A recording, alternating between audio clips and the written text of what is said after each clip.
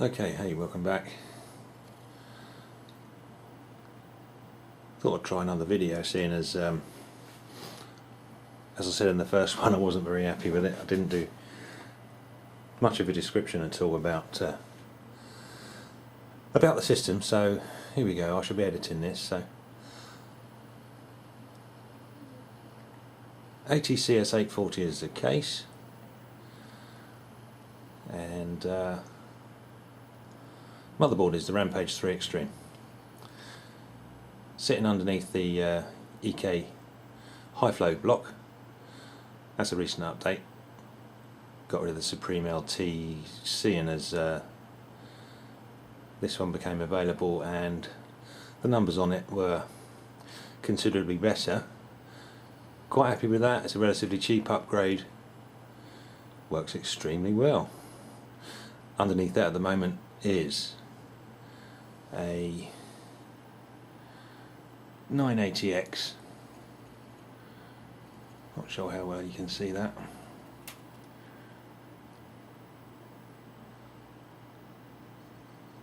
.980X running at 4.38, pretty much 4.4. Temperatures are pretty good, and temperatures of the main board there. Core temperatures Northbridge, Southbridge, pretty good as well.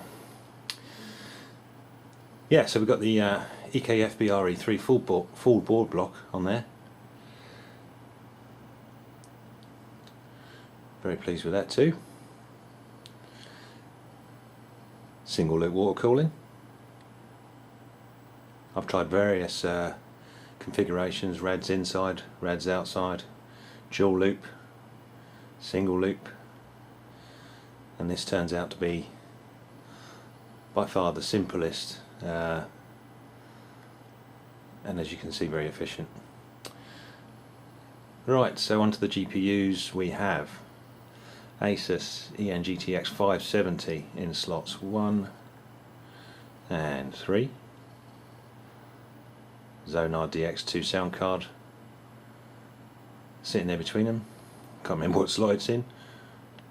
And in the lower slot, with a modified single slot bracket, is a Asus GTX 460. That's for physics. No, I don't like those big horrible red 8-pin 6-pin adapter plugs any more than you do, but gonna need those because I know me, and I know that before much longer in the new year I will be changing to GTX 580s. Okay, so the Rampage 3, fantastic motherboard, very very pleased with it, but there is a little flaw, as many other boards that have the same controller, and it's the SATA 3 or SATA 6 GBS. Very disappointed with the performance of the Marvell controller. You stick two C300s or two SSDs in it and it can't cope with the throughput. It's okay for running a DVD drive or something, but the figures just don't line up. The controller is no longer supported. As I say, very disappointed, because this was a step up from the Rampage 2 motherboard, and the big thing that everyone wanted to play with was SATA 3, and it basically just doesn't work. Doesn't work as well as it should. Alright then, talking of hard drive, all these are connected to the ICH-10R, that's the Intel. We got two C300s, two C300 128 gigabyte versions of that SSD on the ICH-10R, two Western Digital velociraptors, 600 gigabyte on the ICH-10R, both of those in RAID, and a single C300 64 gig non-rated on the ICH-10R. I was running that on the Marvell, but even that was getting a bit flaky, so I'm just using that now for the optical drive. It's a real shame, but hey, what are you going to do? You play around with this high-end stuff. Sometimes it works, most of the time it works. sometimes you're disappointed. Alright, so let's have a word about cooling. Okay, here's a quick look at the back. Back panel, I've recently had a vinyl made up. Still unsure about this. It didn't turn out too bad, and if I don't like it I can always peel it off. But what I wanted to show you was external radiator solution, but more importantly I wanted to show you how I was dealing with the problem of dust. Coolest environment for any radiator obviously is outside of the case and as low down as you can, but unfortunately that's where all the dust is. So what I've done, and if you can see there, a couple of pairs of tights stretched over the radiator grill. See, the front one's already picked up a little bit of dust. Just whip them off once a week and give them a shake. Works a treat.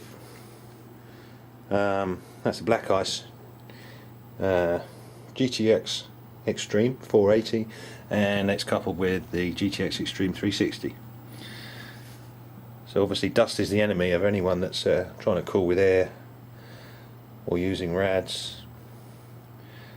Very important to keep the dust out of them, certainly on the Black Ice rads, because the cooling fins are very, very close together. Let me just have, if you can see in there.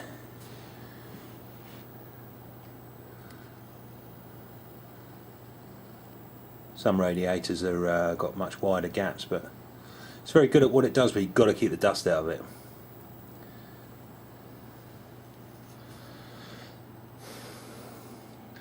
Okay. Yeah, that's really annoying. Just change, just replace that DVD drive, and it's not the same colour of black. Anyway, for now.